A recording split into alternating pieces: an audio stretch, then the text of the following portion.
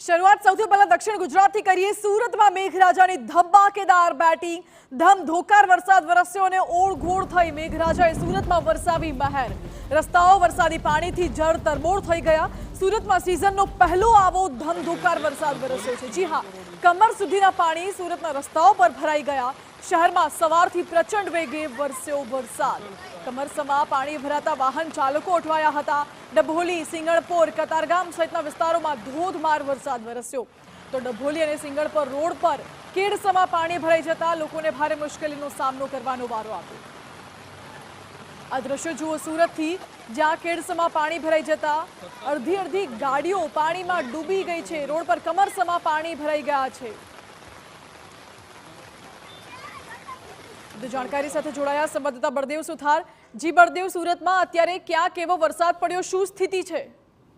મોડી રાત્રિથી સુરત શહેરની અંદર જે ધોધમાર જે વરસાદ પડી રહ્યો છે અને ત્યારે કેટલાક વિસ્તારોની અંદર જ્યારે બોટની સ્થિતિ જે સર્જાઈ હોય તે રીતના દ્રશ્યો છે તે સામે આવી રહ્યા છે। અત્યારે દ્રશ્યો જોઈ શકાય છે કે સિંગણપુર ડભોલી રોડને જોડતો જે રોડ છે તે આખો પાણીની અંદર ગરકાવ થયો છે। ઘૂંટણ સુધીના એટલે કે કમર સુધીના જે પાણી છે તે રોડ ઉપર ભરાય છે। ત્યારે બીજી બાજુ વાત એ કરીએ કે એક બાજુ સતત જે ધોધમાર જે વરસાદ છે સુરત શહેરની અંદર ચાલી રહ્યો છે અને બીજી બાજુ જે આ પરિસ્થિતિ જે સર્જાઈ છે તેના કારણે લોકો મુશ્કેલીમાં મુકાયા છે। જે પાલિકાની પોલ છે તે ખુલ્લી જોવા પામી છે, કારણ કે સુરત મહાનગરપાલિકા દ્વારા અનેક દાવા કરવામાં આવતા હતા કે ધોધમાં જો વરસાદ પડે તો પણ છતાં પણ જે સુરત મહાનગરપાલિકાની જે પ્રી મોન્સૂનની જે કામગીરી છે તે સારી રીતે કરવામાં આવી છે। પણ જે રીતે દ્રશ્યોની અંદર જોવા મળી રહી છે, માત્ર 1 કલાકના વરસાદની અંદર જો આ સ્થિતિ જોવા મળી રહી છે તેના ઉપરથી ખ્યાલ આવે કે પ્રી મોન્સૂનની જે કામગીરી છે તે કેટલી સારી રીતે કરવામાં આવી છે। કારણ કે બેડ રોડ ડભોલી જે કતારગામ રોડ જે જોડતો છે આખો પાણીની અંદર ગરકાવ થયો છે। દુકાનોની અંદર જે પાણી ઘૂસી ગયા છે, કમર સુધીનું જે પાણી છે તે ભરાયા છે। પોલીસ ચોકીની અંદર પણ પાણી ભરાવાની જે સ્થિતિ છે તે સર્જાઈ છે। સ્થાનિક કોર્પોરેટર જે કહી શકાય, સ્થાનિક કોર્પોરેટરો છે તે અહીંયા જોવા નથી મળતા। માત્ર જે લોકો જે પ્રજા છે તે વ્યસ્ત થઈ પ્રજા છે પોતાની રીતે છે જે ઢાંકણો જે છે તે ખોલી રહ્યા છે। એટલે મહત્વની વસ્તુ એ છે કે ઘૂંટણ સુધી કતારગામની અંદર અત્યારે જયારે બોટની સ્થિતિ જે સર્જાઈ હોય તે રીતના દ્રશ્યો છે તે જોવા મળી રહ્યા છે। ત્યારે જોવાનું કે સુરત મહાનગરપાલિકા દ્વારા હવે કઈ રીતની કામગીરી કરવામાં આવે છે, કારણ કે વહેલી સવારથી કતારગામ, ડભોલી, અડાજણ, રામરોલી વિસ્તારની અંદર જે ધોધમાર જે વરસાદ પડી રહ્યો છે ને તેના કારણે જે આ રીતની સ્થિતિ જે છે તે સર્જાઈ છે। કારણ કે હજુ પણ 3 થી 4 કલાકથી 5 કલાક સુધી આ રીતની સ્થિતિ છે તે રે એવી જે પરિસ્થિતિ લાગી રહી છે। કારણ કે સુરત મહાનગરપાલિકાના હજુ પણ કોઈ પણ મેયર છે કે અધિકારી છે તે સ્થળ ઉપર આવ્યા નથી અને આ કામગીરીને લઈને જોવાનું રહ્યું કે હવે પ્રજા દ્વારા મુશ્કેલીનો સામનો છે તે કરવામાં આવી રહ્યો છે। કારણ કે સુરત શહેરની અંદર જે ધોધમાર વરસાદ પડી રહ્યો છે, બીજી બાજુ હવામાન વિભાગ તરફથી પણ જે રીતે આગાહી કરી હતી કે જે ધોધમાર છે દક્ષિણ ગુજરાત સુરત શહેરના વિસ્તારોની અંદર પાણી હજી વરસાદ પડી શકે છે, ત્યારે વરસાદની પરિસ્થિતિને પહોંચી વળવા માટે લોકો છે જે મહાનગરપાલિકા તંત્ર જે છે ખાડે ગયું હોય તે રીતની સ્થિતિ છે તે અત્યારે જોવા મળી રહી છે। જી બળદેવ, બિલકુલ દર વર્ષે ચોમાસામાં દક્ષિણ ગુજરાતમાં જ્યારે ભારે વરસાદ આવે ત્યારે સુરતમાં આ જ પ્રકારે પાણી ભરાઈ જતા હોય છે અને ત્યારબાદ તંત્ર બચાવ કામગીરી, રાહતની વાતો કરે છે। અગાઉથી શું કામ કોઈ કાર્યવાહી કે પગલાં ભરવામાં નથી આવતા? જે રીતે જ્યારે પણ કોઈ પણ પરિસ્થિતિ સર્જાતી હોય છે ત્યારે મહાનગરપાલિકા દ્વારા અગાઉ અનેક દાવાઓ કરવામાં આવતા હોય છે, પણ માત્ર દાવાઓ કરવામાં આવતા હોય છે। જ્યારે પણ કોઈ પણ પરિસ્થિતિ સર્જાય ત્યારબાદ તે છે તે કામગીરી કરવા માટે પહોંચતા હોય છે।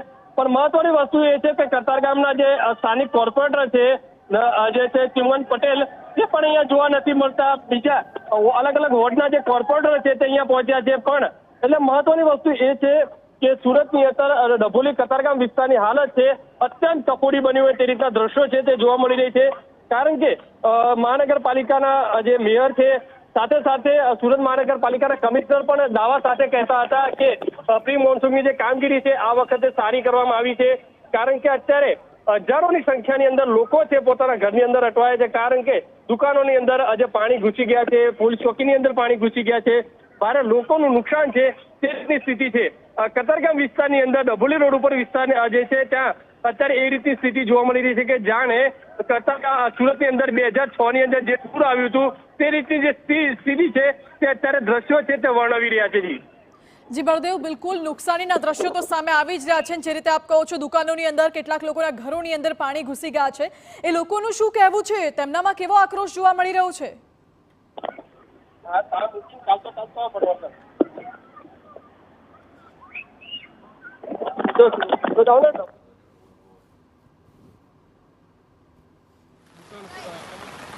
તો આ દ્રશ્ય આપ સુરતથી જુઓ. બળદેવ, આપનો આભાર. પ્રચંડ મેઘ ગર્જના સાથે વરસાદ વરસ્યો, જે લોકોના ઘરોની અંદર, દુકાનોની અંદર પાણી ઘૂસી ગયા છે તેમનામાં ભારે આક્રોશ જોવા મળી રહ્યો છે. તંત્ર સામે રોષ છે. પ્રી મોન્સૂન કામગીરી આવી કરી છે, સવાલ તમામ લોકો કરી રહ્યા છે, સાથે અમે પણ કરી રહ્યા છે. અગર પ્રી મોન્સૂન કામગીરી કરી હોય તો આવા હાલ ના થયા હોત. અત્યારે સુરતના કતારગામ વિસ્તાર, ડભોઈ વિસ્તાર, જે આ તમામ વિસ્તારો છે સુરતના, જ્યાં કેડસમાં પાણી ભરાઈ ગયા છે, ક્યાંક કાર ડૂબી ગઈ છે, ક્યાંક કેડસમાં પાણીમાંથી લોકો પસાર થવા મજબૂર બન્યા છે. અને એક તરફના દ્રશ્યો જ્યાં વરસાદમાં બાળકોની મોજ પણ જોવા મળી રહી છે. અમુક વિસ્તારો એવા છે કે જ્યાં પાણી જળભરાવ ઓછો થયો છે, ત્યાં લોકો મજા માણી રહ્યા છે. અને અમુક વિસ્તાર એવો છે કે જ્યાં કેડસમાં પાણી ભરાઈ ગયા છે, જેના લોકોને ભારે હાલાકીનો સામનો કરવાનો વારો આવ્યો છે.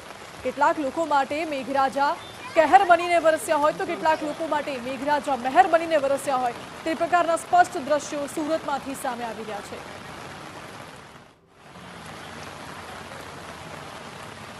વાત કરેલ છે. અધિકારીનું એવું કહેવું છે કે નરેન્દ્રભાઈ એક સાથે વરસાદ વધારે પડી રહ્યો છે, તેથી આ પાણી ભરાઈ રહ્યું છે. સ્થાનિક કોર્પોરેટરમાં જે હોય તે મારી ફરજમાં આવતો હોય તે મારી ફરજ નિભાવવા અત્યારે આવ્યો છું. અને પ્રજાની સામે જે અમારા હતા તે અમે દેનેજના હમણાં ઢાંકણા તમારી સામે અમે જાતે રહે, અધિકારીઓ સાથે રહે અને બને તેમ વહેલી કરે નિરાકરણ થાય એવું કોશિશ કરી રહ્યા છે. હાલમાં શું છે, પહેલેથી આ ભાગ નીચો છે. અમારે દભોલીથી સિંગણપુર ચાસ્તા પહેલેથી ભાગ નીચો છે, એટલે દર વર્ષે ભરાય છે. આ વખતે વધારે વરસાદ આવવાને કારણે વધારે ભરાય.